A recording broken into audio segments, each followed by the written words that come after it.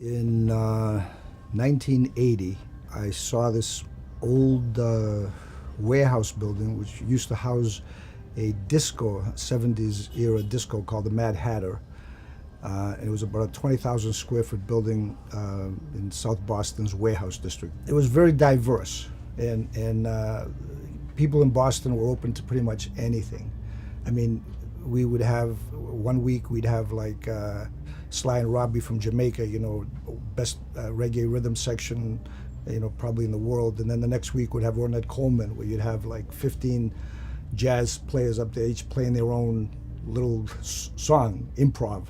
Okay, and each of those shows would be well attended, 1,000 people, 1,200 people, and I used to see the most amazing diversity. We did a show with Divine one time, who was a transvestite dancer, and we had a full house. Everything, from hard rock, punk, we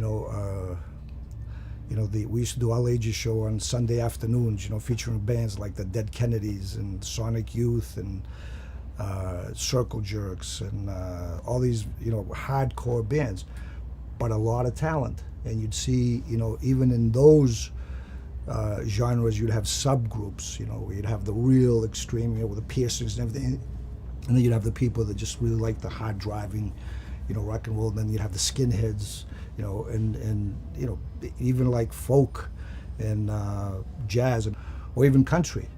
Sometimes Dwight Yoakam played there one time, full house, and very few of those people had been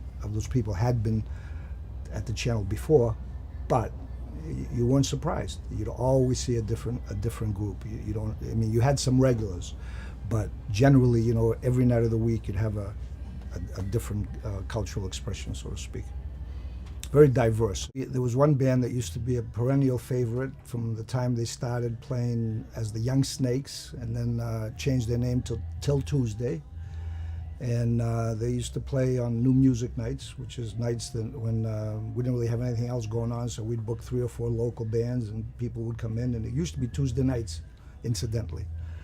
And of course they became headliners and national act, and of course Amy Mann has become a favorite of pop music and singer-songwriter genre.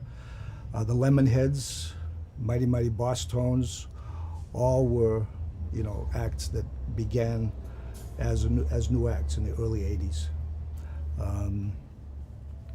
We had some oldie acts. Roy Orbison played his last 2 concerts before he did an HBO special, and then he died like 3 days later. So that was, I think, 1988. Stevie Ray Vaughan played there a couple of years before he died. We had Spinal Tap playing one time, and we had a leak in the ceiling right where the lead singer was singing. That almost seemed like a continuation of the movie. They were trying to sing, and we were trying to get up there and put buckets to catch the water. Sometimes the channel was a little, it used to be called the brown paper bag of rock and roll.